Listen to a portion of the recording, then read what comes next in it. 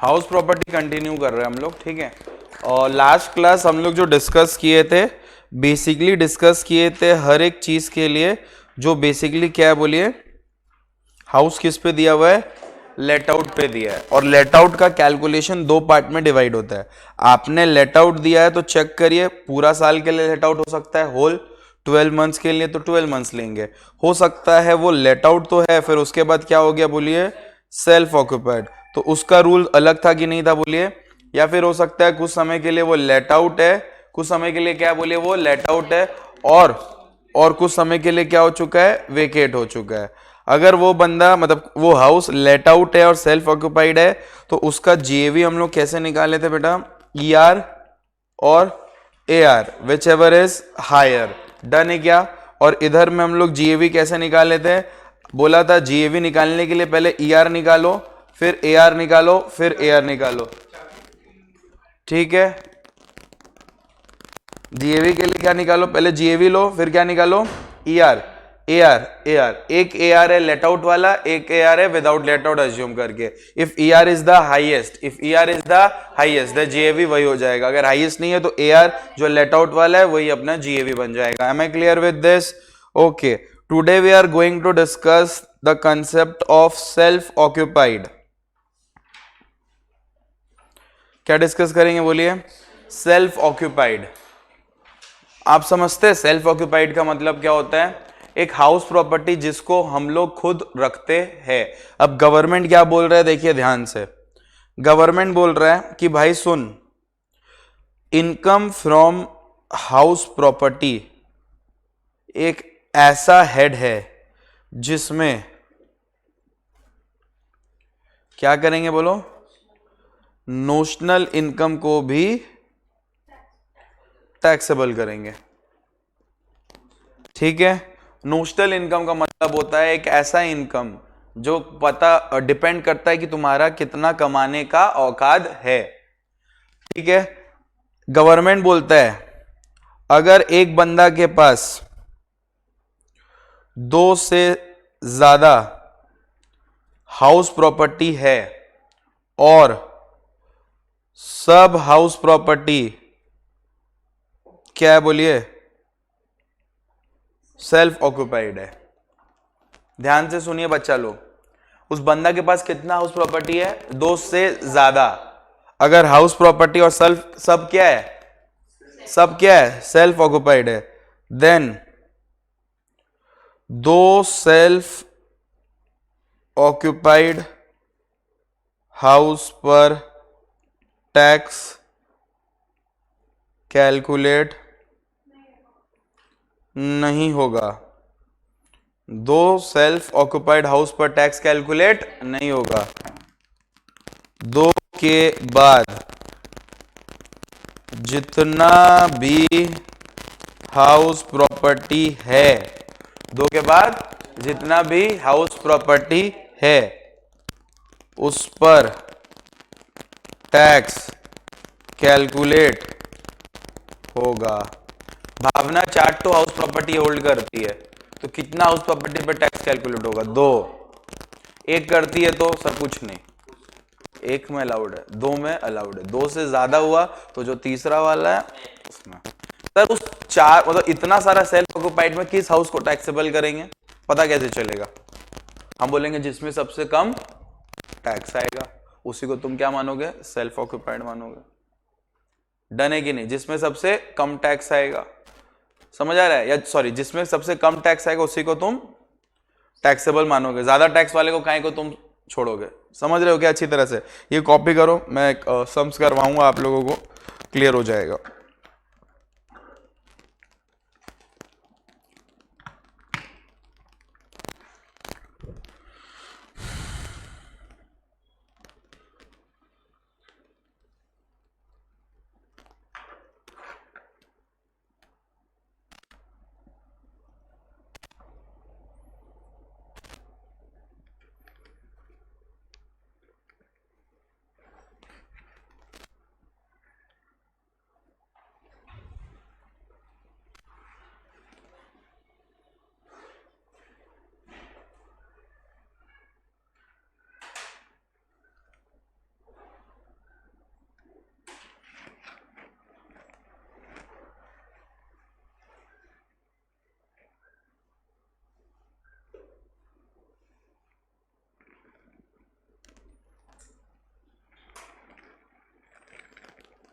Done है क्या बच्चा लोग? अब सुनो इधर देखो, आपको मैंने जो समझाया था बेसिकली वो समझाया था सेल्फ ऑक्यूपाइड, अरे लेट आउट के लिए, यस और नो बोलिए। लेट आउट वाला हम लोग ने सारा डिस्कशन किया था। अब मेरे को डिस्कस करना है क्या होगा, कैसे कैलकुलेट होगा सेल्फ ऑक्यूपाइड वाला घर। लेट आउट में हम लोग क्या पढ़े थे कि स्टैंडर्ड डिडक्शन मिलेगा कितना बोलो, 30% ऑफ एनएवी, और जितना आपने इंटरेस्ट ऑन बोरोड कैपिटल दिया, जितना आपने क्या दिया बोलिए, इंटरेस्ट ऑन बोरोड कैपिटल, उसके एक्चुअल अमाउंट को जो भी आपने दिया उसको हम लोग क्या करेंगे, डिडक्शन देंगे। रिपेयर के लिए भी क्या देंगे, जितना अमाउंट पे किया उतना डिडक्शन देंगे। डन है क्या? सेल्फ ऑक्यूपाइड के लिए रूल अलग है, याद रखिएगा। सेल्फ ऑक्यूपाइड पे कोई भी तरह का स्टैंडर्ड डिडक्शन नहीं मिलता, क्योंकि एनएवी आएगा ही नहीं उसका। सेल्फ ऑक्यूपाइड मतलब क्या, ना एक्सपेक्टेड रेंट होगा ना एक्चुअल रेंट होगा, तो जीएवी आएगा कैसे? और जब जीएवी नहीं आएगा तो एनएवी कैसे आएगा? और एनएवी नहीं आएगा तो स्टैंडर्ड डिडक्शंस कैसे आएगा? याद आ रहा है आपको अच्छी तरह से? ये फॉर्मूला क्या बोलता है, जीएवी निकालना। जीएवी कैसे निकलता है, एक्सपेक्टेड रेंट और एक्चुअल रेंट। और जब घर ही सेल्फ ऑक्यूपाइड पे तो ना एक्सपेक्टेड रेंट होगा ना एक्चुअल रेंट होगा, तो जीएवी क्या आ जाएगा, नील। और फिर म्युनिसिपल टैक्स भी क्या रहेगा, नील, क्योंकि माइनस जीएवी से होता है, तो एनएवी भी क्या आएगा, नील। और जब एनएवी नील आएगा तो स्टैंडर्ड डिडक्शन भी कितना आएगा, नील, है कि नहीं? तो सर आएगा क्या, मैं बोला यही आएगा खाली, इंटरेस्ट ऑन बोरोड कैपिटल। इसीलिए इंटरेस्ट ऑन बोरोड कैपिटल पे आप ध्यान दीजिएगा। अगर आप इंटरेस्ट ऑन बोरोड कैपिटल लिए फॉर कंस्ट्रक्शन और फॉर परचेज, फॉर कंस्ट्रक्शन और फॉर परचेज, तो ध्यान दीजिएगा लिमिट कितना है, 30,000। हम इंटरेस्ट दिए 50,000, डिडक्शन कितना का मिलेगा, 30,000 मैक्सिमम। हम डिडक्शन दिए 50,000 का, डिडक्शन कितना मिलेगा? हम इंटरेस्ट दिए 50,000, डिडक्शन कितना मिलेगा, 30,000। लेकिन ये 30,000 बढ़ के कितना हो जाएगा, 2 लाख रुपया। अगर तुम लोन लिए थे 1499 के बाद, ऑब्वियसली हमारा लोन 1499 के बाद ही है, तो हम लोग को अगर प्रैक्टिकली जाना है तो मैक्सिमम डिडक्शन मिलेगा 2 लाख तक का। लेकिन कभी कभी एमसीक्यू में क्वेश्चन पूछ सकता है, loan was taken in the year 1995, तो डिडक्शन कितना मिलेगा, 30,000। 1995 ऑब्वियसली 1990 के पहले है। डन है क्या? और रिपेयर एंड रिन्यूएबल के लिए कितना मिलेगा, हमेशा 30,000। अब मैं आपको चीज बताता हूं, ध्यान से देखो, घबराओ मत, मैं अभी करवा देता हूं। देखो case 1, house is self occupied, house is self occupied and for purchasing such house loan was taken in the year 2007-8, interest paid was ₹1,80,000। ये हुआ केस 1।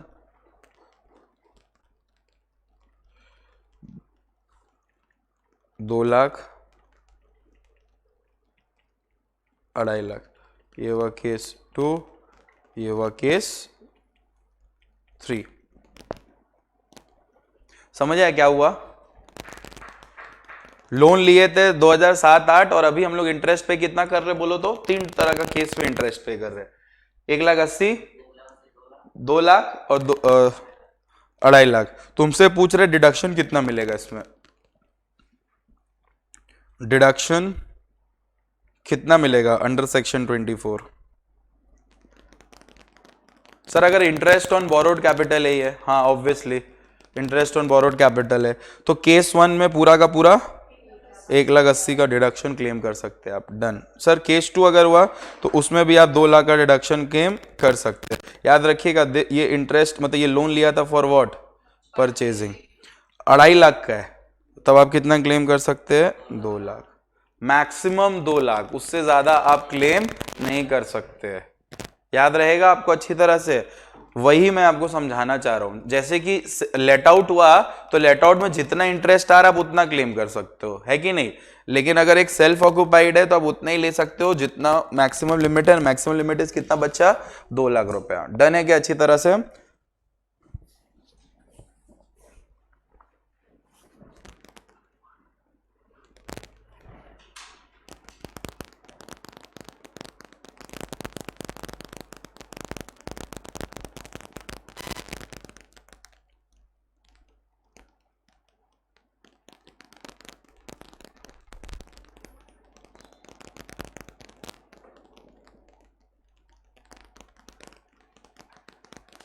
श्योर है ये पूरी तरह अच्छी तरह से?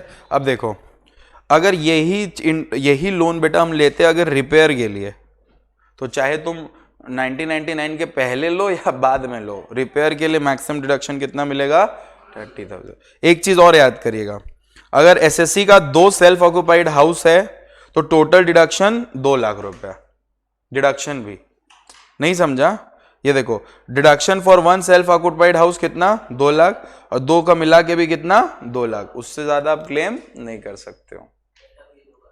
समझ आ रहा है? Okay, let's do one sums. अभी जो मैं सम्स करवा रहा हूं ये मैं समझा रहा हूं आपको कि अगर इंसान के पास 2 सेल्फ ऑक्युपाइड हाउस है, मतलब सॉरी 2 से ज्यादा सेल्फ ऑक्युपाइड हाउस है, तो उसका टैक्स कैसे निकलता है। ठीक है, ये आपके लिए इंपॉर्टेंट रहेगा, क्योंकि आएगा तो एकदम सेम सम्स आएगा, एकदम सेम कॉपी, एकदम रट सकते हो चीनी लगा के इसको, लेकिन समझना बहुत इंपॉर्टेंट है। देखिए जो मैं लिखा रहा हूं ध्यान से देखिए। Mister A owns 3 house. कितना हाउस होल्ड करता है बोलो? 3। And all are used as residence purpose. समझ आता है अच्छी तरह से? सब का सब, तीनों का तीनों घर किसके लिए यूज होता है बोलो? Self occupied. रेसिडेंस मतलब क्या हो गया? Self occupied. डन है। अब देखो मैं इसको डिवाइड करता हूं, house 1, house 2 and house 3। Done है। हाउस 1 है दिल्ली में, हाउस 2 है नोएडा में, हाउस 3 अगेन है दिल्ली में। डन है क्या?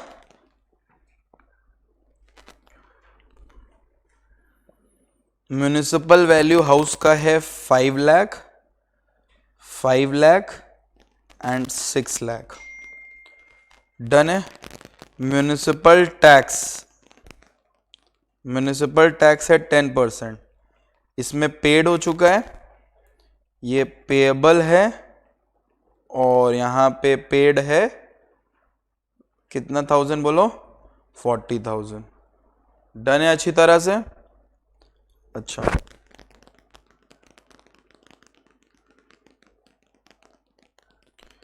Interest on housing loan. Interest on housing loan, interest on housing loan मतलब हाउसिंग लोन लिए थे किसके लिए बोलो? तो परचेस्ड के लिए। किसके लिए बोलो? परचेस्ड। इन ये लिए थे, पहले अमाउंट लिख लो, ये इंटरेस्ट लिए थे हम लोग इस घर के लिए, मतलब इंटरेस्ट दिए थे 80,000। इंटरेस्ट कितना दिए थे? 80,000। लोन लिए थे 2015 में, इस पे इंटरेस्ट दिए थे 40,000। लोन लिए थे 1997 में। डन है क्या? यहाँ पे इंटरेस्ट दिए हम 1,10,000। लोन लिए थे हम 2018 में। क्वेश्चन समझ आया क्या हुआ? 3 तो घर है बंदे के पास, तीनों घर का ये वैल्यू दिया हुआ है। अब आपको बोल रहा है कि इतना इंटरेस्ट करके हम लिए थे, आपसे पूछ रहा है इनकम फ्रॉम हाउस प्रॉपर्टी कितना होगा, मतलब तुमसे सेल्फ ऑक्युपाइड का इनकम निकालने बोल रहा है।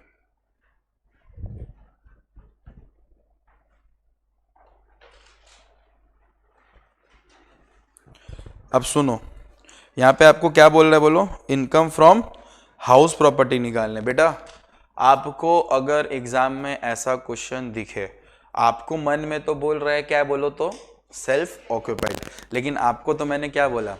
अगर 2 से ज्यादा कोई घर सेल्फ ऑक्युपाइड है तो 2 हाउस क्या हो जाएगा? एग्जेम्प्ट, और 1 हाउस क्या हो जाएगा? टैक्सेबल। लेकिन हम आपसे पूछते हैं तुम कौन सा हाउस को टैक्सेबल करेगा, एग्जेम्प्ट करेगा?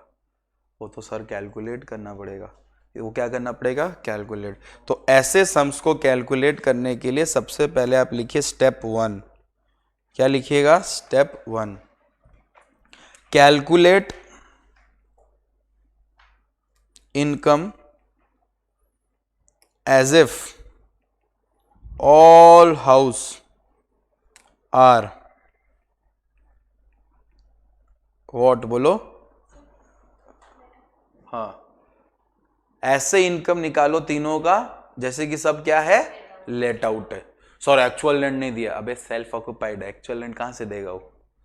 तो सर कैसे निकाले? जैसे निकालते हो MV fair rent value whichever is higher, फिर standard rent whichever is lower, ER आ गया, ईआर को कंपेयर करो एआर से, विच एवर इज हायर। तो सर एक ही तो वैल्यू दिया है, क्या बोलिए, म्यूनिसिपल वैल्यू। कितना दिया हुआ है, 5 लाख। तो ऑटोमेटिकली आपका जीएवी कितना हो जाएगा, अगर मैं इसको हाउस 1 कर दूं, हाउस 2 कर दूं, हाउस 3 कर दूं, ये तुम लोग समझ रहे हैं ना। ये तीनों हाउस को देखो, जब सेल्फ ऑक्युपाइड है तो तुमको बोला गया 2 हाउस टैक्सेबल कर दो, और सॉरी 2 हाउस एग्जेम्प्ट कर दो, एक को क्या कर दो, टैक्सेबल। तो तुमको पता कैसे चलेगा कौन सा हाउस एग्जेम्प्ट करे, कौन सा हाउस टैक्सेबल। तो तुमको पहला स्टेप क्या रखना है, कैलकुलेट करो, जैसे कि हर हाउस क्या है बोलो तो लेट आउट है, इंडिविजुअली कैलकुलेट करो, मान के कि सब क्या है बोलो तो लेट आउट है। तो यहां पे पहले जीएवी लिखोगे, जीएवी लिखोगे कि नहीं, तो जीएवी में कोई वैल्यू ही नहीं है, एक ही वैल्यू होती है, कितना हो जाएगा जीएवी, 5 लाख, 5 लाख, 6 लाख, है कि नहीं। फिर आपको माइनस क्या करना पड़ता है बेटा, म्यूनिसिपल टैक्स। म्यूनिसिपल टैक्स कितना है बेटा, 10%। कहाँ 5-5 लाख है, एक में 6 है, डन है क्या। म्यूनिसिपल टैक्स कितना है, 10%। तो 5 लाख पे मतलब म्यूनिसिपल वैल्यू पे ना 10% होता है, तो म्यूनिसिपल वैल्यू कितना है, 5 लाख। म्यूनिसिपल टैक्स किस पे निकलता है, म्यूनिसिपल वैल्यू पे। तो म्यूनिसिपल वैल्यू का मतलब 5 लाख का 10% कितना होता है, 50,000, है कि नहीं। फिर क्वेश्चन में देखो क्या लिखा है, ये पेड है, ये पेबल है, तो यहां पे म्यूनिसिपल टैक्स नील होगा, क्योंकि वहां हम लोग पढ़े थे municipal tax must be paid by the owner, याद आ रहा है। तो यहां पे ये कितना हो जाएगा बेटा, नील। और 6 लाख का 10% करोगे कितना होता है, 60,000, लेकिन पेड कितना किया, 40, तो वहां पे कितना होगा बेटा, 40,000। डन है क्या अच्छी तरह से। तो अब आपका आ जाएगा यहां पे क्या बोलो, NAV, नेट एनुअल वैल्यू। कितना आ रहा है बोलो, इधर आ रहा है,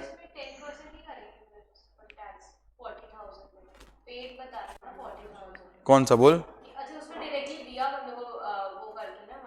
ये वाला। यहाँ पे तुम 10% लेना, 6 लाख का 10% कितना आया, 60,000। तो 60,000 में से पे कितना किया वो, 40, इसीलिए 40, हाँ इसीलिए 40,000 माइनस डायरेक्ट किया, समझी। नहीं ये देखो प्रॉब्लम इधर का है, एक सेकंड रुक, हाँ हाँ पेपर साइन नहीं किया, लैपटॉप के नीचे किया।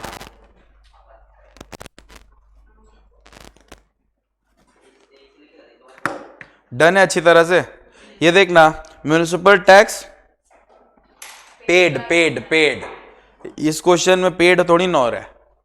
अरे हम सम अच्छा बनाए, तुम लोग समझ अच्छा से, क्लियर हुआ। इसमें पेड तो भावना पूछी, ये 10% से 6 लाख का 60,000, इन पेड कितना किया है, 40, तो इसीलिए अपने 40 ले। हाँ हाँ हाँ डन है। तो यहाँ पे कितना आएगा, ये पूरा NAV आएगा 5 लाख, और इधर 6 लाख में से 40,000 घटाओगी तो कितना आएगा, 5,60,000, है कि नहीं। निकालो तुम लोग, हमें पे छोड़ दिया पूरा, हाउस प्रॉपर्टी निकालो, इनकम फ्रॉम हाउस प्रॉपर्टी। यहां से स्टेप पता है तो क्या होगा, फिर क्या होगा बोलो, डिडक्शन लगेगा। कौन सा डिडक्शन लगेगा, स्टैंडर्ड डिडक्शन। तो लिखने का तरीका लिखोगे ना, ऐसे थोड़ी ना माइनस करोगे क्या, ऐसे लिखोगे, deduction under section 24 number A, number A में क्या आएगा बोलो, standard deduction. Standard deduction 30% of NAV निकालो।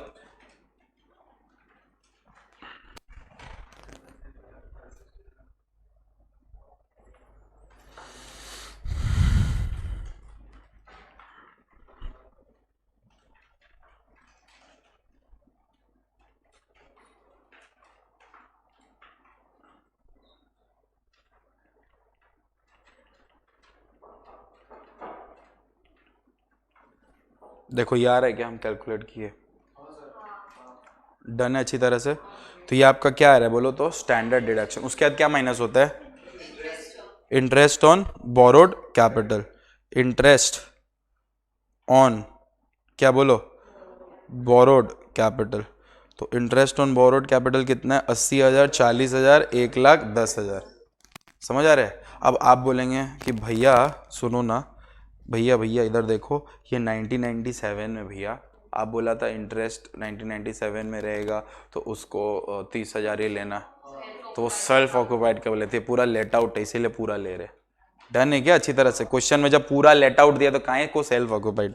तो ये कितना आएगा बाबू, 80,000, 40,000 और इधर कितना था, 1,10,000। सानिया नहीं आई, वाह कितना आएगा टोटल इसका, कर तो टोटल कर तो,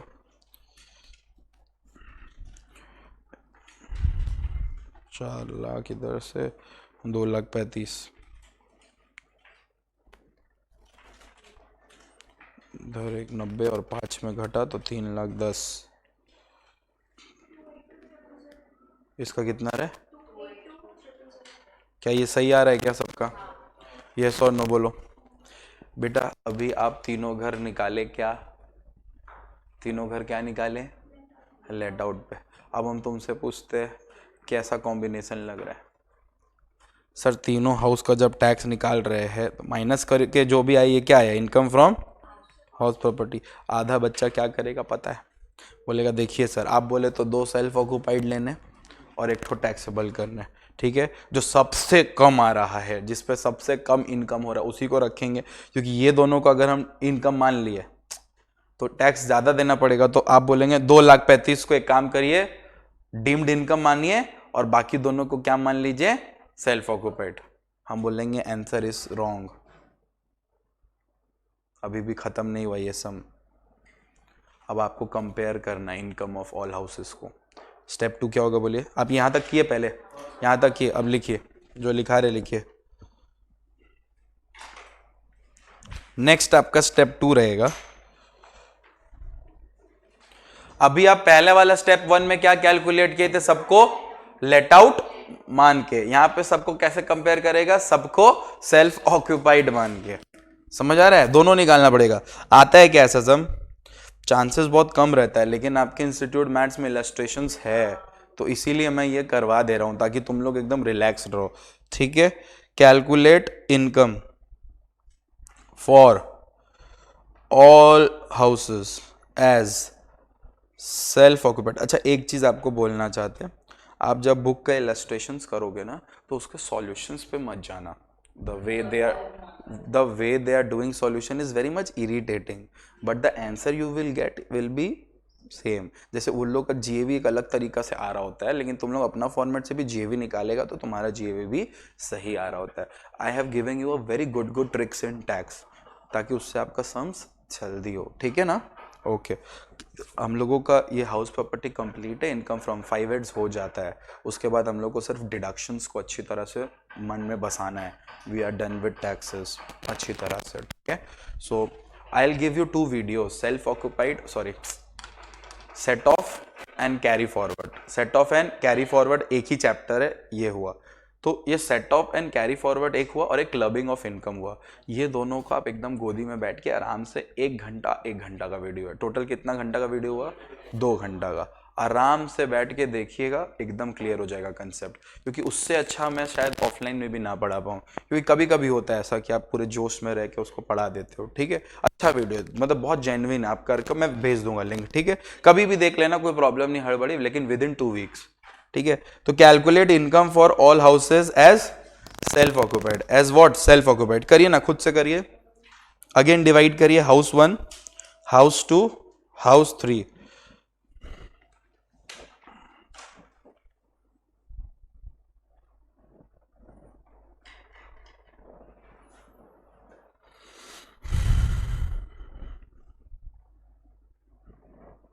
तो बेटा अगर हम ये लिख रहे हैं तो क्या गलत लिख रहे हैं,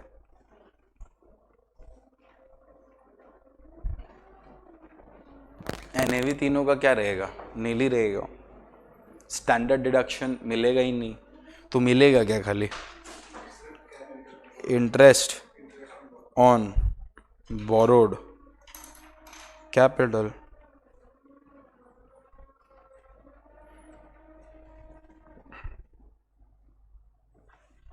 तो सब नेगेटिव में आएगा कि नहीं आएगा बोलिए तो। ये आपका अगर 80,000 हो रहा है, अच्छा सेल्फ ऑक्यूपाइड है बेटा, आत्मा को कंट्रोल रखना।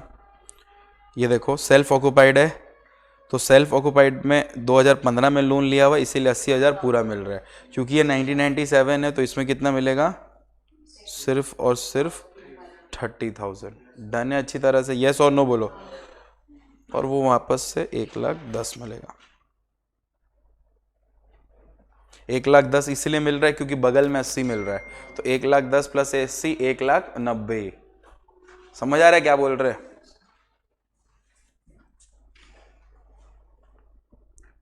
तो ये भी आपका नेगेटिव में आएगा, ये भी आपका नेगेटिव में आएगा, और ये भी आपका। अगर मैं आपसे पूछूं आपका ये घर इनकम दे रहा है कि लॉस, बोलिए। जब आप घर को सेल्फ ऑक्यूपाइड किए जो कि आप रेंट पे दे सकते हो तो आपको लॉस ही देगा, तो ये सारा नेगेटिव मतलब क्या हो जाएगा, लॉस। तो अब हम लोगों को क्या करना है, देखिए दोनों स्टेप हार्ड नहीं था, स्टेप 1 भी हार्ड नहीं था, स्टेप 2 पे भी हार्ड नहीं था। अब आपको सच में बताना है कि कौन सा 2 हाउस आप सेल्फ ऑक्यूपाइड मानेंगे और एक को आप टैक्सेबल करेंगे। सर हम तीनों को सेल्फ, अरे अलाउड नहीं है, ऐसे नहीं होता है। ऑप्शंस रेडी करना पड़ेगा। क्या करना पड़ेगा बोलो, options. You have to make whats option. Step 3 लिखो, स्टेप 3 लिखो, फॉर्म ऑप्शंस। फॉर्म व्हाट बोलो, ऑप्शंस। ऑप्शंस फॉर्म करिए। क्या फॉर्म करिए बोलिए, ऑप्शंस को फॉर्म करिए, ऑप्शंस को फॉर्म करिए। क्या ऑप्शन सर, 2 हाउस को सेल्फ ऑक्यूपाइड, एक को टैक्सेबल करिए। सर कैसे, देखो हाउस 1, हाउस 2 और क्या हुआ बोलो, हाउस 3। ऑप्शन 1 में आप क्या करिए, हाउस 1 और हाउस 2 को क्या मान लीजिए, सेल्फ ऑक्यूपाइड, और इसको क्या मान लीजिए, वेरी गुड, लेट आउट। ठीक है, तो एक बात हम आपसे पूछते हैं, हाउस 3 का कितना इनकम फ्रॉम आ रहा था लेट आउट से, 282 आ रहा था ना, और हाउस 1 का कितना था, हाउस 2 का कितना था सेल्फ ऑक्यूपाइड में, 80,000 और 30,000। अच्छा पहला वाला 80 है क्या, 80,000 और 30,000, ये क्या था बोलो, नेगेटिव में था। लॉ क्या बोलता है सुनो, एडजस्ट कर लो, जिसको हम लोग बोलते हैं सेट ऑफ। क्या बोलते हैं, सेट ऑफ। एक हाउस का इनकम से दूसरे हाउस के लॉस को क्या करोगे, सेट ऑफ। नहीं समझा, सेट ऑफ क्या कर लोगे, सेट ऑफ। फॉर एग्जाम्पल अगर मेरा कोचिंग सेंटर लॉस में जा रहा है और मेरा वकालत मेरे को कमा के दे रहा है, तो मेरा इनकम इस लॉस को उस इनकम से क्या कर लेता है, सेट ऑफ कर लेता है। यही ना प्रैक्टिकली यही होता है ना। ये कोचिंग सेंटर बना के पहले से हम इतना कोचिंग से कमा रहे हैं क्या कि इसका पैसा इसी पे आता है, नहीं। वकालत से जो अपना जो पूरा हम लॉ का फील्ड को पूरा यूज किए, उसके जो इनकम आया यही ना इन्वेस्ट किए, यस और नो। तो वो सब तो मेरा माइनस होगा ना, तो माइनस करके कितना आएगा बोलो तो, 1,80,000 और 30 72 क्या, 1,72,000 आ रहा है ना। अब ये हुआ ऑप्शन नंबर 1, जहां पे हम लोग हाउस 1 और हाउस 2 को क्या माने, क्या माने बोलो, सेल्फ ऑक्यूपाइड, और हाउस 3 को क्या माने, लेट आउट। ऐसे करके तुम ऑप्शन क्रिएट करो। अब दूसरा ऑप्शन में क्या करोगे, हाउस 2 को लेट आउट मानोगे और हाउस 1 और हाउस 3 को सेल्फ ऑक्यूपाइड। फिर तीसरा ऑप्शन क्या करोगे, हाउस 1 को सेल्फ ऑक्यूपाइड मानोगे और ऐसे करके दोनों को लेट आउट मानोगे। डन है क्या, ऑप्शंस क्रिएट करो, करके बताओ किसका इनकम सबसे कम आ रहा है। करो एक बार।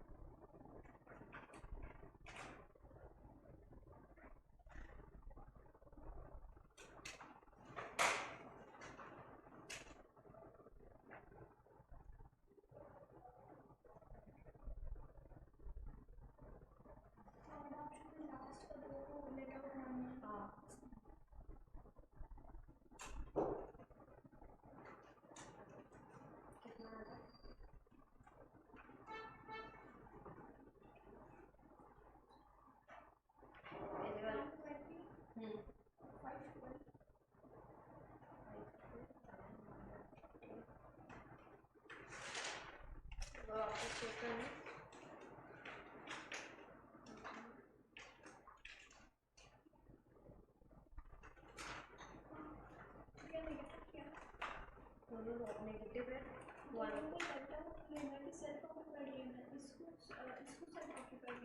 नहीं, इसको हम लोग लेंगे ना लेट आउट और H2 और H3 को सेल्फ ऑक्यूपाइड ना, ऐसे ही कर रहे हैं ना हम लोग। ऑप्शन किया बाबू, इसका इनकम सबसे कम आ रहा है। कौन सा ऑप्शन में तुम लोग को लग रहा है कि मस्त होने वाला है? लास्ट वाला जिसमें हम लोग H1 को लेट आउट लेंगे, हाउस 1 को अगर लेट आउट लेंगे और हाउस 2 हाउस 3 को सेल्फ ऑक्यूपाइड लेंगे तो हम लोगों का इनकम कम आएगा, ऐसा है क्या? वो हमको नहीं पता, हम नहीं किए। भावना बोल रही है, अब तुम लोग अग्री करो कि नहीं करो उससे पूछ लो। भावना बोल रही है कि भैया हाउस 1 को लेट आउट कर दो और हाउस 2 और हाउस 3 को क्या कर दो, सेल्फ ऑक्यूपाइड मान लो, और इसको लेट आउट करो क्योंकि इसका जो इनकम आ रहा है 95,000 आ रहा है, जो बाकी 3 के ऑप्शन पे कम है, तो हम यही करेंगे भैया। डन है क्या? हम आपको एकदम क्रिस्टल क्लियर बता दिए।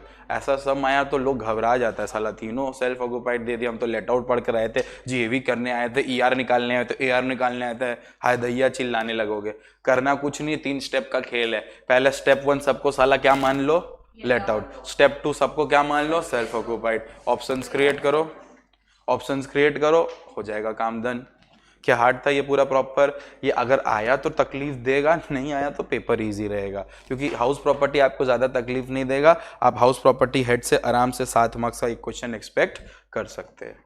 ठीक है, इसमें जो एकदम ट्रिकी यस मैम। मैम देखिएगा, एक चीज़ आप ध्यान रखिएगा, वो लोग आपको 3 घर देगा ज़रूर, 2 तो लेट आउट दे देगा और एक तो सेल्फ ऑक्यूपाइड देगा ही देगा। वो बेसिकली चेक करवाता है आपसे कि आपको दोनों का कैलकुलेशन आता है कि नहीं, लेट आउट का आता है कि नहीं, सेल्फ ऑक्यूपाइड का आता है। हाँ ठीक है, नहीं नहीं, ये एक पैटर्न नहीं है मैम, ये एक पैटर्न नहीं है, ये तीनों सेल्फ ऑक्यूपाइड है। ठीक है, ये थोड़ा ध्यान दीजिएगा आप। अभी हम लोग एक इंटरेस्ट कैलकुलेट करना सीखेंगे। क्या करना सीखेंगे बोलिए? डन है क्या अच्छी तरह से? चलिए, अभी हम लोग जो पढ़ेंगे ना, बहुत अच्छा टॉपिक आपको पढ़ाएंगे। और आपको अच्छा एक चीज़, एक बार आ जाओ मैट में ना, एक चीज़ हम तुम लोगों को दिखा दें।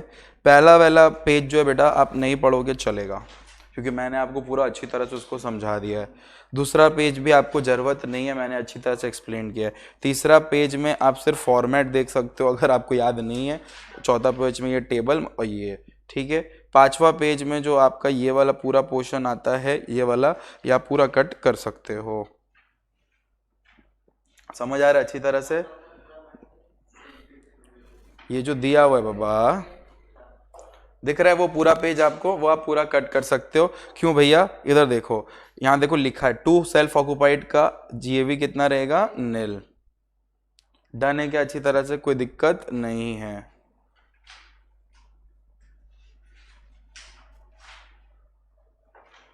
अब देखो, property which could not be occupied, property which could not be occupied due to employment का भी एनएवी कितना रहता है, नील।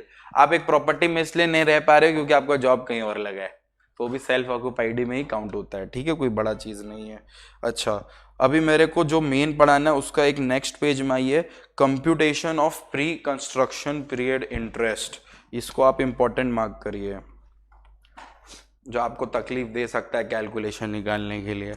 अच्छा, मैं अगर आपसे फॉर्मेट पूछूं तो आप क्या बोलोगे? भैया पहले जीएवी निकाल लो, फिर माइनस कर लो म्यूनिसिपल टैक्स, ठीक है, फिर आपका आ जाएगा भैया एनएवी, फिर आप माइनस कर लो डिडक्शन। कौन से सेक्शन में बेटा? Under section 24। फिर भैया आप इसमें ले लो स्टैंडर्ड डिडक्शन, फिर आप ले लो interest on borrowed capital. Done है क्या अच्छी तरह से? अब मेरा बात ध्यान से सुनो, ये वाले पूरे पोर्शन में बेटा हम लोग GAV, municipal tax, NAV, standard deduction सब निकालना सीख गए थे, लेकिन कभी भी हम लोग इंटरेस्ट ऑन बोरोड कैपिटल निकालना नहीं सीखे। वो तो क्वेश्चन में एज इट इज दे रहा, हम लोगों को मजा आने का, क्योंकि ये लोग अब हम लोग को बोलेगा निकाल के रख, खुद निकाल साले, हम कहीं को निकाले बार बार। समझ आ रहा है? इसीलिए ये वाला टॉपिक क्या बन जाता है, इंपॉर्टेंट। और ये आता है जस्ट देखना कैलकुलेट करने दे देगा 5 साल का, प्री कंस्ट्रक्शन इसमें चालू हुआ, अब कंप्लीट हुआ, निकाल। तो ऐसे ऐसे करके इलस्ट्रेशंस आपको देके डिस्टर्ब करेगा। तो टॉपिक क्या नाम क्या बोलिए, computation of pre construction period interest. अब देखिए एक चीज बात ध्यान से सुनिए, मेरा बात ध्यान से सुनिए। सपोज करो भावना, ये भावना है,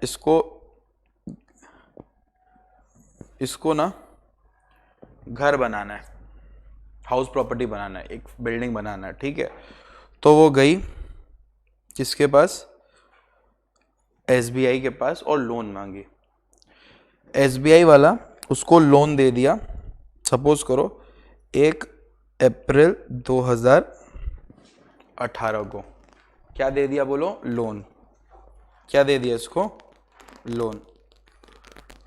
लोन क्या दिया भैया, मान लो लोन दिया 50 लाख का, और ब्याज मांगा 10% पर एनम, मतलब 10% पूरे साल का इंटरेस्ट लगेगा, हर साल का 10% लगेगा, इंटरेस्ट लगेगा, ठीक है। भावना लोन ली और घर को बनाना शुरू कर दी। जिस दिन लोन ली वहां से कंस्ट्रक्शन स्टार्ट कर दी। तो कब से कंस्ट्रक्शन स्टार्ट हुआ, 1 अप्रैल 2018।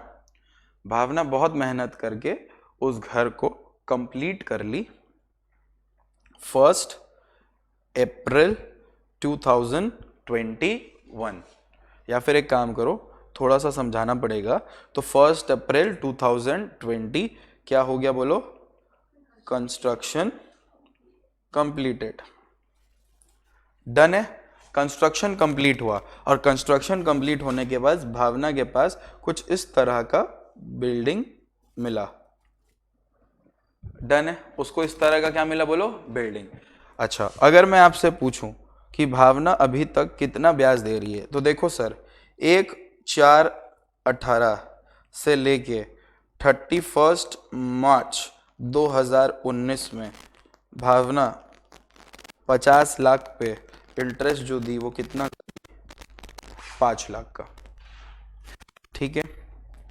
अगर मैं आपसे पूछूं 1 अप्रैल 2019 से लेके नेक्स्ट 31 मार्च 2020 में भावना कितना का लोन दी, मतलब कितना इंटरेस्ट दी, 5 लाख, क्योंकि बीच में वो रीपे तो कुछ की नहीं है, तो उसी पे लग रहा है, ठीक है। 1 अप्रैल 2020 से 1 अप्रैल 2020 से 31 मार्च 21, नहीं गलत लिख रहे क्या, सही लिख रहे सर। इस पे वो कितना इंटरेस्ट दी, 5 लाख। अब मैं आपसे एक छोटा सा सवाल पूछूं, आप बोलिएगा हम सही पूछ रहे कि नहीं। अगर मैं आपसे पूछता हूं कि हम लोगों का करंट ईयर क्या, मतलब हम लोगों का प्रीवियस ईयर क्या है, 22-23, तो हम लोगों का क्वेश्चन किससे आएगा, 22-23 से आएगा, यस और नो। तो भावना 1/4/21 से लेके 31 मार्च 22 तक में भी कितना लोन दी बोलो, मतलब कितना इंटरेस्ट दी बोलो, 5 लाख। हमारा प्रीवियस ईयर क्या है बेटा, 22-23। तो भावना 1/4/22 से लेके 31 मार्च 23 तक का भी कितना इंटरेस्ट दी बोलो, 5 लाख। क्या हम बोल सकते हैं हम लोगों का ये प्रीवियस ईयर है, और ये हमारे लिए ये साल, ये जो इंटरेस्ट है ये हम लोगों का बन जाएगा कौन सा बोलो तो, करेंट ईयर का, क्या बोलो ना, इंटरेस्ट। करेंट ईयर का क्या बन जाएगा बोलो, इंटरेस्ट। पहले यहां तक कॉपी करेंगे, यहां तक कॉपी करेंगे तब मैं समझाऊंगा अच्छी तरह से। ये अपना बन जाएगा करेंट ईयर इंटरेस्ट। कॉपी करें पहले।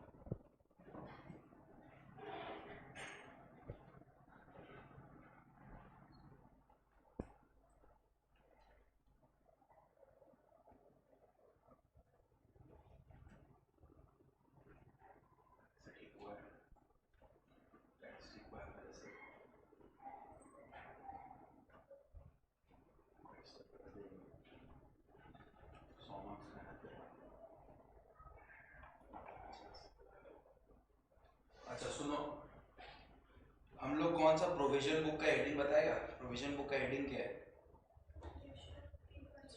कंप्यूटेशन ऑफ प्री कंस्ट्रक्शन, यानी कि कंस्ट्रक्शन कंप्लीट होने से पहले। ये जो तुम जितना इंटरेस्ट दिए, नहीं समझा? ये जो तुम जितना इंटरेस्ट दिए, इसमें से तुम्हारा प्री कंस्ट्रक्शन इंटरेस्ट कौन सा है बताओ? 1819 और 1923। जिस साल कंस्ट्रक्शन कंप्लीट हो रहा है वो साल छोड़ के जितना पहले आप इंटरेस्ट दिए हो, जितना साल का, उसको हम लोग बोलते हैं प्री कंस्ट्रक्शन। कंस्ट्रक्शन कब कंप्लीट हो रहा है? 1/4/20। जब कंस्ट्रक्शन 1/4/20 को कंप्लीट हो रहा है तो वो साल को छोड़ के, यानी कि ये वाला साल छोड़ के, नहीं समझ रहा है, वो वाला साल छोड़ के, तो ये दोनों साल को क्या बोलेंगे?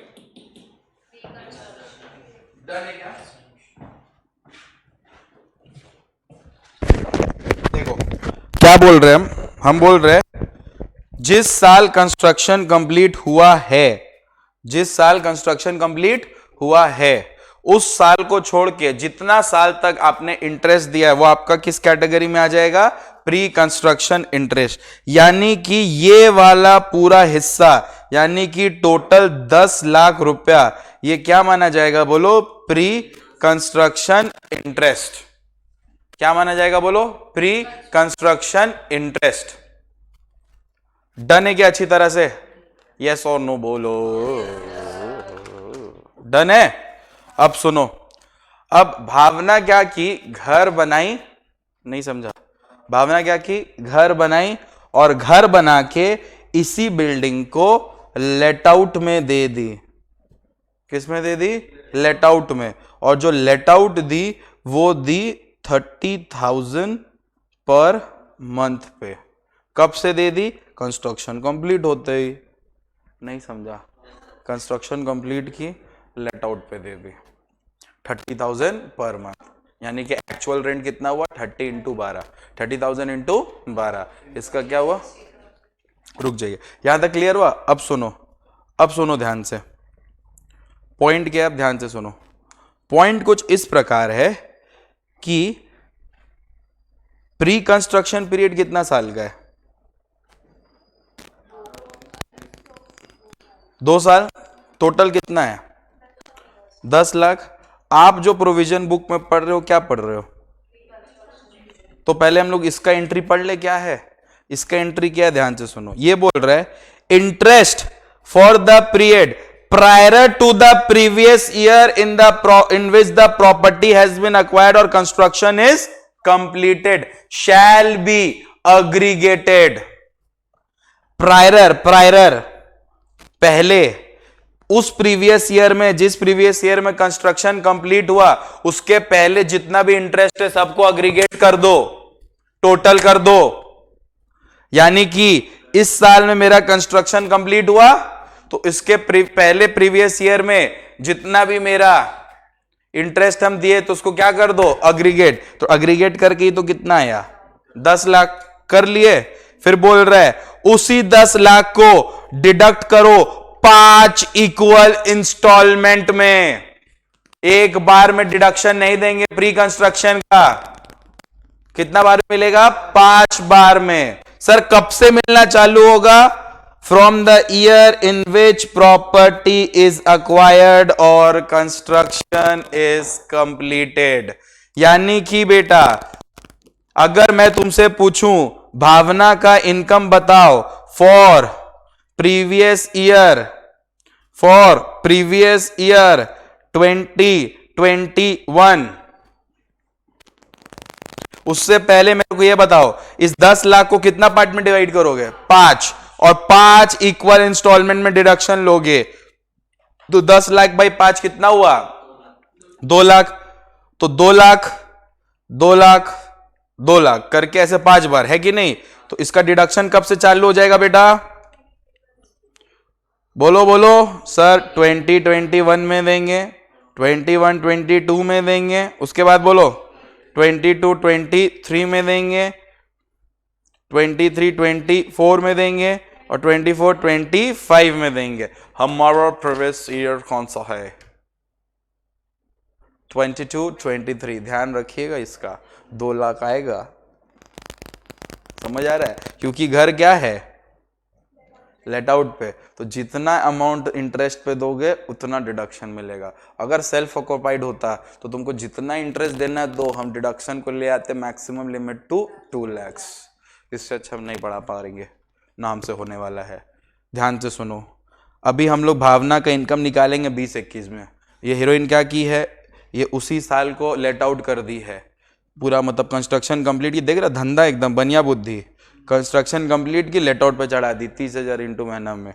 तो 30,000 इंटू महीना ही तो जीएवी होगा ना, जब म्यूनिसिपल वैल्यू कुछ नहीं दिया है तो कितना होता है 30,000 इंटू 12, 3,60,000। ठीक है, म्यूनिसिपल टैक्स कुछ दी नहीं है तो नील, तो एनएवी कितना आ जाएगा 3,60,000। डन है क्या? अच्छी तरह से बोलो ना, डन है। ऐसे करते करते वो क्या की 3,60,000 की, अब माइनस करेंगे क्या बोलो, स्टैंडर्ड डिडक्शन कितना, 30% ऑफ 3,60,000, 30% ऑफ 3,60,000 कितना हुआ 108। डन है, माइनस करोगे क्या बोलो, इंटरेस्ट। अब यहाँ पे बच्चा लोग गड़बड़ करता है, इंटरेस्ट ऑन बोरोड कैपिटल। देखो यहाँ पे क्या इंटरेस्ट कितना माइनस होगा सर, पहले तो 2 लाख माइनस होगा, ये वाला 10 लाख का 5 equal instalment allowed from the year. समझ आया? ये 2 लाख माइनस हुआ, प्लस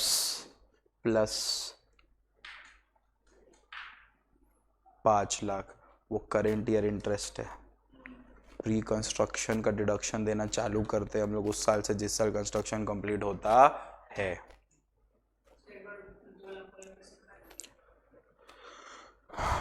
कंस्ट्रक्शन कब कंप्लीट हुआ ये बता, 1/4/20 को कंस्ट्रक्शन कंप्लीट हुआ। प्री कंस्ट्रक्शन का रूल क्या है देख, प्री कंस्ट्रक्शन का रूल क्या है, प्री कंस्ट्रक्शन बोलता है कि वो इंटरेस्ट को प्लस कर लो उस प्रीवियस ईयर के पहले जिस प्रीवियस ईयर में कंस्ट्रक्शन कंप्लीट हुआ है। तो कंस्ट्रक्शन कंप्लीट अपने क्वेश्चन के अनुसार कब हुआ बोलो, 20-21 को, है ना? यहां देखो कंस्ट्रक्शन कंप्लीट 20-21 को, उसके पहले जितना भी इंटरेस्ट है सबको प्लस करो, कितना है टोटल 10 लाख। उसको बोल रहा है, उसको जो 10 लाख है उसका डिडक्शन ले लो 5 इक्वल इंस्टॉलमेंट्स में। तो 10 लाख को डिवाइडेड बाय कितना किए 5, तो डिडक्शन कब से चालू करोगे, जिस साल कंस्ट्रक्शन कंप्लीट हुआ। इसीलिए 10 लाख का डिडक्शन देना चालू किया 20-21, 21-22, 22-23, 23-24, 24-25, कितना साल हुआ 1, 2, 3, 4, 5। बेटा ये तो प्री कंस्ट्रक्शन हुआ, करेंट ईयर तो लग ही रहा है ना 5 लाख 5 लाख करके पर साल। तो यानी कि यहां पे डिडक्शन 2 लाख हो रहा है, किसका बोलो तो प्री कंस्ट्रक्शन। डन है। और 5 लाख लग रहा है बोलो तो क्या, करेंट ईयर इंटरेस्ट। तो टोटल डिडक्शन कितना हो रहा है 7 लाख। तो ये बंदा का प्रॉफिट आने वाला है कि लॉस।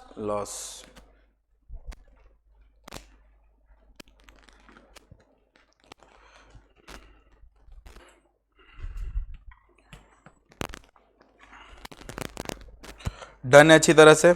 चलिए एक रिक्वेस्ट है आपसे, आप एक बार ये वाला पढ़ाई करिए, arrear of rent and recovery of unrealised rent.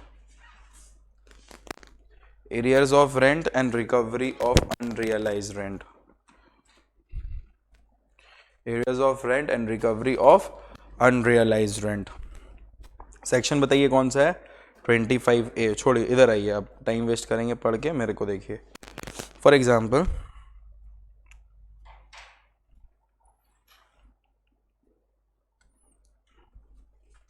Suppose करो ये नीलम है, ठीक है, और ये भावना है। तेरा WA की क्या है, ठीक है। अब सुनो ध्यान से, नीलम और भावना में एक रेंट अग्रीमेंट हुआ है, ठीक है। बेसिकली नीलम अपना हाउस प्रॉपर्टी भावना को देती है, किस पे बोलो तो रेंट पे, ठीक है। जो रेंट पे वो देती है नीलम, वो कितना है 20,000 पर मंथ। और क्लॉज ऐसा है कि पर साल 10-10% करके बढ़ना चाहिए, ठीक है। नीलम रेंट पे दी थी 2019-20 पे, भावना मस्त एकदम रेंट पे कर दी, कोई प्रॉब्लम नहीं है, ठीक है। 2021 में भावना रेंट पे कर रही है, लेकिन तब भी कितना अमाउंट पे कर रही है? 20,000 पे। नीलम बोली बात था बढ़ाने को, नहीं बढ़ाएंगे, जा, तो जो बात था वही है, तुम ज़्यादा ले रही है, नहीं देंगे तेरे को, जा केस करना कर दे। तो नीलम चली गई कोर्ट में, क्या करने बोलो? केस। अब जब कोर्ट में केस चल रहा है तब तक तो लंबा केस चलेगा, चलता रह रहा है, तब साल का 21-22 आ गया, ठीक है, 22-23 आ गया, लेकिन भावना एकदम स्ट्रिक्ट थी, एकदम 20,000 रुपया करके दिए तीनों साल पर मंथ। डन है। कोर्ट का जजमेंट आ गया, कोर्ट का जजमेंट बोला कि भावना तुम गलत की हो, रेंट बढ़ना था, तुमको रेंट देना चाहिए था, कितना करके? 25,000 से करके देना चाहिए था, और ये 25,000 एप्लीकेबल हो जाएगा 2020-21 से। समझ आ रहा है? उसको कितना देना चाहिए था रेंट, बोलो 25,000 करके। पॉइंट वो नहीं है कि कितना देना चाहिए था, कितना नहीं देना चाहिए। भावना दे कितना रही थी? 20,000। तो 19-20 में 20,000 दी, 20-21 में 20,000 दी, 21-22 में 20,000 दी, और 22-23 में कोर्ट ही जजमेंट कर दिया कितना देना है? 25,000। तो 22-23 में वो 25,000 इंटू 12 दी, नो प्रॉब्लम इन इट। लेकिन कोर्ट ये जो 25,000 किया, केस नीलम केस कब की थी? 20-21 में, तो उस वहां से भी बढ़ गया वो। समझ आ रहा है? वहां से भी रेंट बढ़ गया। तो वो जो रेंट बढ़ा वो 25,000 इंटू 12 नहीं बढ़ा, 5,000 इंटू 12, 5,000 इंटू 12, 20,000 वो दे दी है। डन है ना? तो इस साल में उसको कितना देना है? 5,000 इंटू 12, और इस साल में भी कितना देना है? 5,000 इंटू 12। ये जो हुआ ये वो दी कब? 22-23 में। और ये जो रेंट कोर्ट केस के वजह से बाद में रिकवर हुआ, इसी को हम लोग बोलते हैं एरियर ऑफ रेंट, और वो टैक्सेबल होगा उसी साल जिस साल वो पे की। तो कौन से साल टैक्सेबल होगा? 22-23। Am I clear with this? बहुत सिंपल सा चीज आपको समझा है।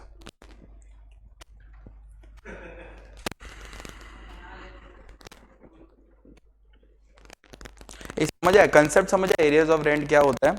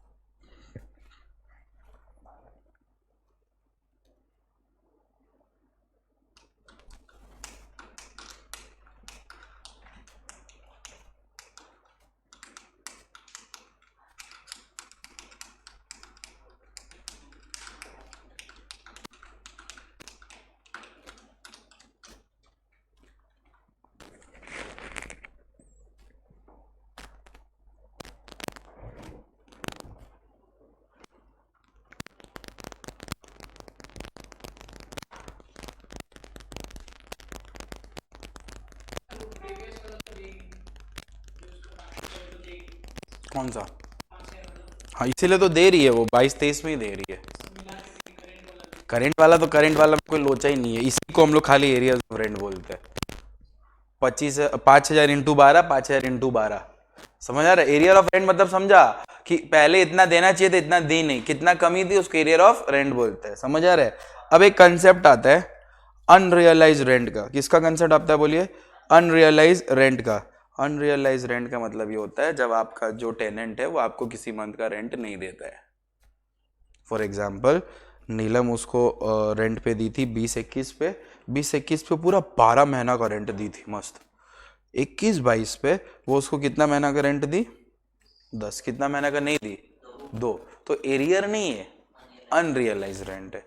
एरियर हो गया कोई डिस्प्यूट के कारण। समझ आ रहा है? 2,000 का नहीं दी, अब जब कौन सा साल में दी? कौन सा साल में दी बोलो ना, 22-23 में। तो 22-23 में तो 12 महीना का उसका दी प्लस इसका 2 मंथ, तो ये जो बाद वाला दी जिस साल उसी साल क्या हो जाएगा, टैक्सेबल हो जाएगा, और उसका नाम पड़ेगा अनरियलाइज रेंट। क्या नाम पड़ेगा, अनरियलाइज रेंट। अब हम आपको एक चीज समझाना चाहते हैं, क्या आप सुनेंगे ध्यान से, एक पहले सुन लो। चाहे आपका देखो बाई चांस कोई साल एरियाज ऑफ रेंट हुआ, ठीक है, प्लस कोई भी साल क्या हुआ बोलो, अनरियलाइज रेंट। तो सपोज करो एरियाज ऑफ रेंट कितना था अपना, 5,000 इंटू 24 कितना हुआ, 24 समझ आया कैसे किया, 2 महीना मतलब 2 साल का जोड़ दिए, 1,20,000 कितना हुआ बोलो, 1,20,000। और यहाँ पे वो 2 महीना का नहीं दी थी, अब दे रही है अनरियलाइज रेंट, दो कितना हुआ, कितना हुआ 25,000 इंटू 2 कितना हुआ, 50,000 हुआ ना, लास्ट सम का ही बोल रहे हैं, तो इसको प्लस करोगी कितना होगा, 1,70,000। हम बोले इसको टैक्सेबल कर देना जिस साल पे हो रहा है, टैक्सेबल कौन सा साल होगा, 22-23। लॉ बोलते हैं सुनो, इस दोनों को टैक्सेबल करने से पहले याद रखना दोनों पे तुम स्टैंडर्ड डिडक्शन दे रहा हो 30%, कि पहले अगर वो रेंट पे रहता तो उसमें स्टैंडर्ड डिडक्शन मिलता उसको, तो इसमें भी दो, कितना मिलेगा, 30% ऑफ दिस। समझ आया, हम आपको कनेक्ट करें, अगर ये अनरियलाइज नहीं होता मेरा बच्चा, तो इस 12 में तो उसको डिडक्शन मिल ही जाता ना 30% ऑन एनएवी करके, तो इसका भी दो 30% करके डिडक्शन। डन है क्या अच्छी तरह से, तो एरियर ऑफ रेंट हुआ और अनरियलाइज रेंट हुआ, दोनों पे क्या मिलेगा आपको, 30% करके डिडक्शंस। तो 1,70,000 पे 30% कितना हो गया, बोलो 51,000। डन है, तो ये डिडक्शन के बाद जो अमाउंट आएगा टैक्सेबल हो जाएगा प्रीवियस ईयर 22-23 में, ठीक है।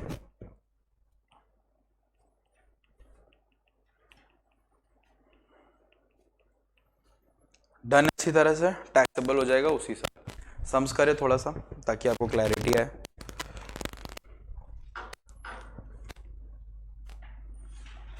इसमें तुम लोगों को एक प्रिंट देना था,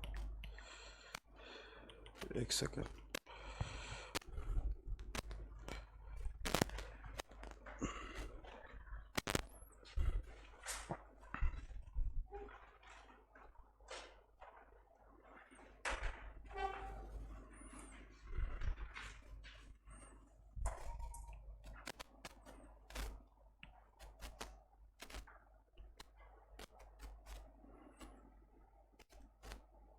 चलो पहला वाला करो।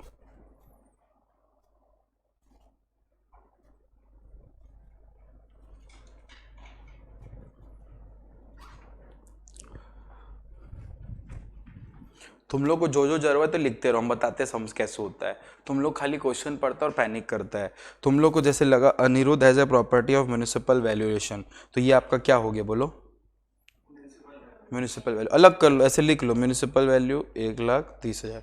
समझ आया, ऐसे कर करके तोड़ तोड़ के लिखो, देखो होगा। हाँ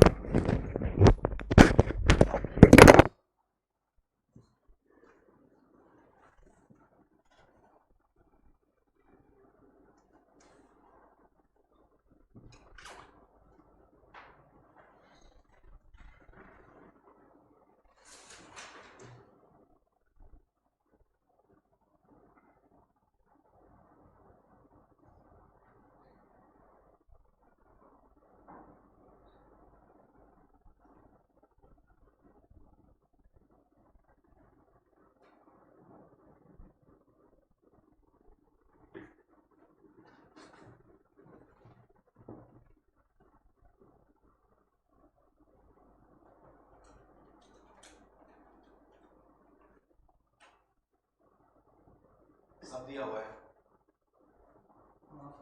क्वेश्चन में सब दिया हुआ है, municipal value, fair rent value, standard rent, actual rent सब दिया हुआ है। और क्वेश्चन में बोल दिया the property was let out for a rent of ₹11,000 per month through out the previous year, यानी कि कभी भी वो वेकेट नहीं हुआ और कभी भी सेल्फ ऑक्युपाइड के लिए यूज नहीं हुआ, यानी कि 11,000 इंटू 12 होता लेकिन 11,000 इंटू 12 नहीं होगा, क्योंकि एक अनरियलाइज रेंट है कितना, 11,000 का, और एक्चुअल रेंट हमेशा उतना ही रहता है जितना रेंट मिला है उस प्रीवियस ईयर में। अंडरस्टूड? तुम लोग क्या करेगा, 11,000 इंटू 12 करके एक्चुअल रेंट दिखाएगा, ठीक है, क्योंकि यहाँ पे बोल रहे हैं अनरियलाइज रेंट कितना का है, 11,000, यानी कि एक महीना का रेंट नहीं है, 11,000 इंटू 11। तो सर ये अनरियलाइज रेंट का क्या करें, कुछ नहीं, अनरियलाइज है मतलब पेमेंट नहीं मिला है, तो तुम्हारा एक्चुअल रेंट कितना होगा, 11,000 इंटू 11। नहीं समझा?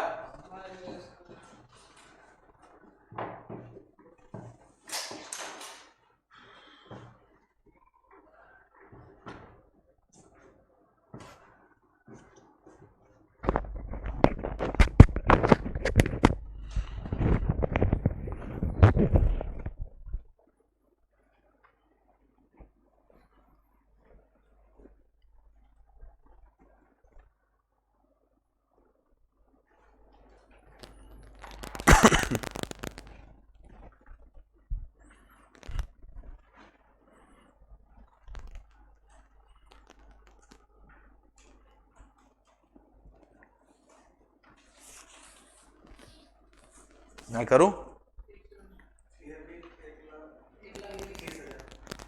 क्या?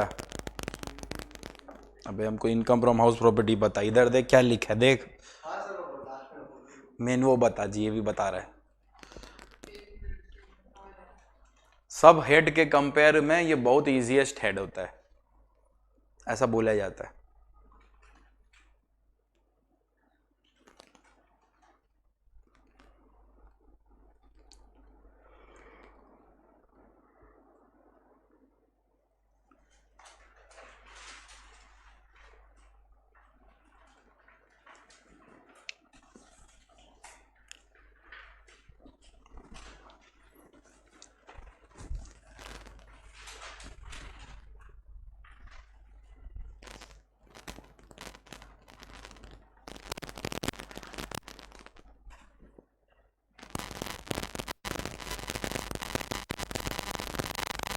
डन है,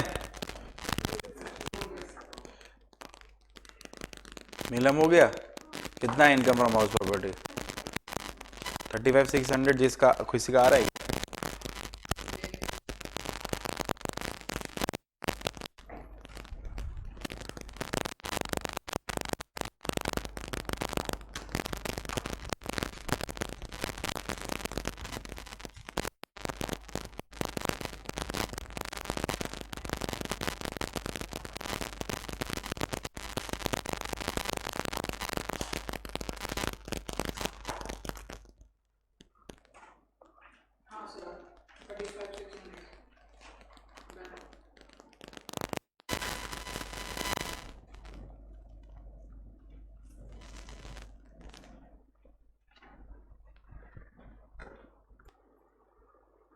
क्वेश्चन नंबर 2 और 3 करिए, चलिए एक सेकंड रुक जाओ। ये वाला जो अपने किए, ये है अपना क्वेश्चन नंबर 1 का क्या बोल आंसर, ठीक है। अब 2 ऑनलाइन के लिए करना पड़ा।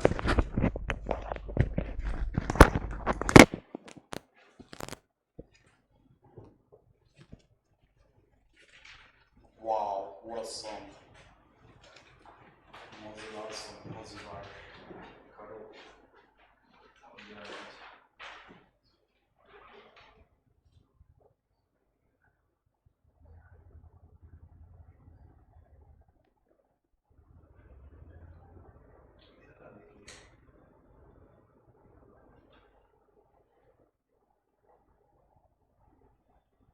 टेनेंट वेकेट किया प्रॉपर्टी, यानी कि लेट आउट और वेकेट है, वो वाला है यार, समझ गया था ये। क्या ही बोले, अनरियलाइज रेंट दोनों में माइनस रहेगा, मुझे क्यों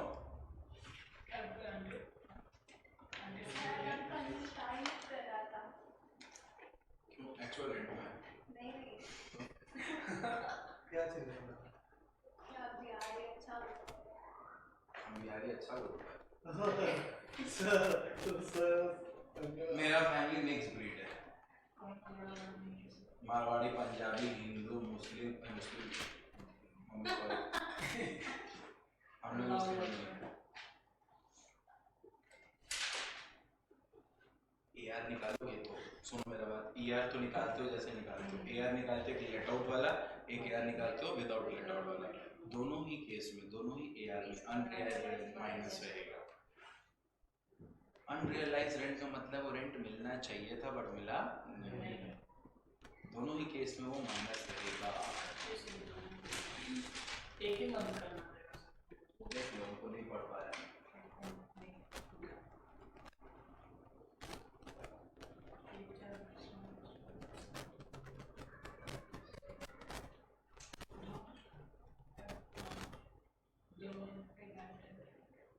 अच्छा ऐसे क्या ऐसे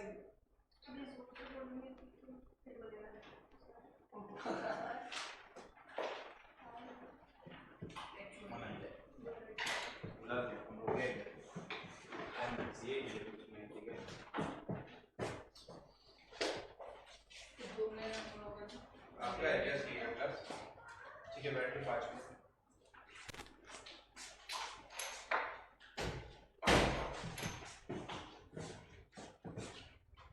आपको पता है ना बैच का टाइमिंग क्या है, आज बैकअप है, बैच का आगे है, ठीक है बैठिए, 5-10 मिनट लगेगा टाइम,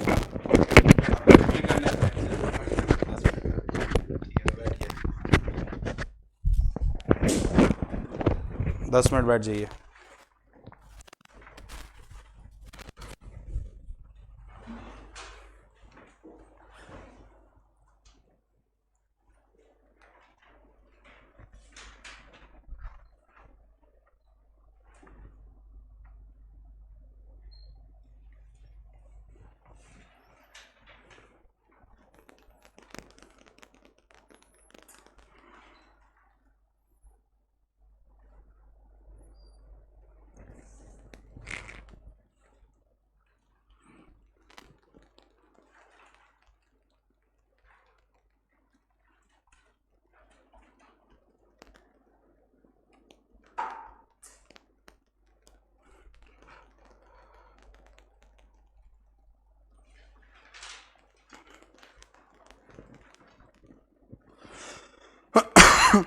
हो गया भावना की कोई चीज तुमरा क्या भाई, कहाँ कंफ्यूज क्या चीज का है, क्या कंफ्यूजन है बोल। तो यार निकाल, विकास हुआ भाई, तुम साला वहीं रह जा, कहाँ तो अटका, फिर से टैक्स में जाके अटका, देख तो कहाँ अटका है, हर बार साला एक जगह अटक जा रहा है।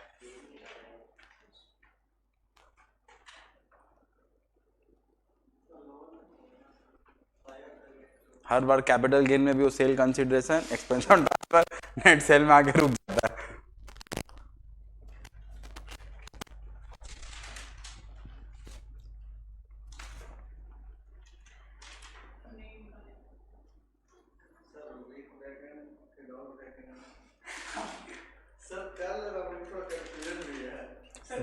भावना कर रही हो, भावना बेटा हो गया ना, तेरा कितना है हीरोइन, 61,000 पता नहीं आया 61, अब जबरदस्ती 61 मत लाना, करो करो टाइम लो करो। क्या यार तो ठीक है 2,10,000 आया, एक यार 2,00,000 आया। सुन, उतना ज्ञान वाली नहीं, सीधा सा बात सुन, the property was let out for a rent of 20,000 per month,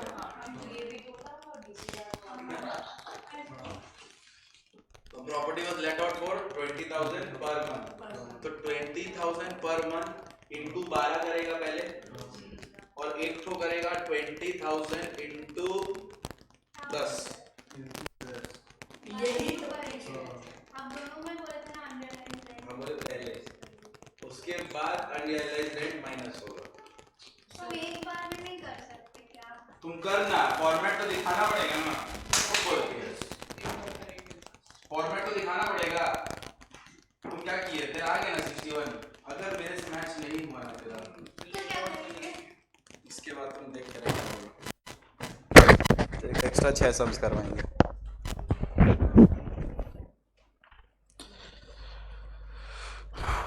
question copy कर लिया बाबू?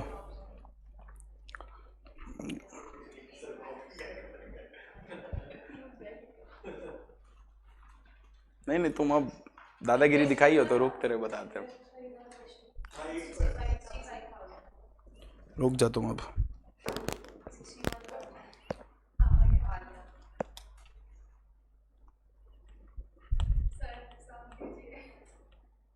क्या समझ तो है, ये रहा तो। चलो हम पीडीएफ भेज दे रहे, कहाँ टेंशन लेती हो? कौन सा रे?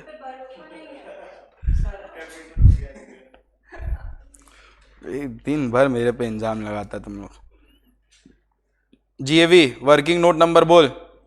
1 कितना आ रहा है कि वो तो इज्जत से कैलकुलेट किया होगा सब। कितना आ रहा है जीएवी? 2 लगाया है? डन, पक्का 2 लगाया है।